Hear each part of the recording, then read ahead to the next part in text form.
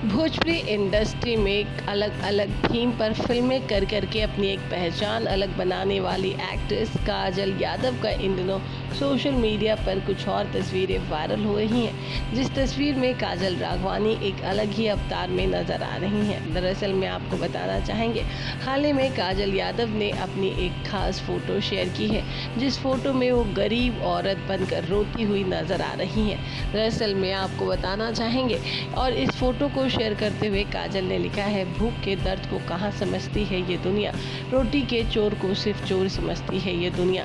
आपको बता दें, ये दरअसल में काजल राघवानी की फिल्म रोटी का सीन है, जिसे लेकर के काजल काफ़ी ज़्यादा एक्साइटेड भी है अपनी फिल्म की वजह से। आपको बता दें, जिस तरीके से काजल को इस फोटो में दिखाया गया है, ऐसा लग रहा है दाने दानों को के मोहताज हो गई है काजल और आ गई है सड़क पर। लेकिन ये सिर्फ एक शूटिंग के दौरान दिखाया गया है।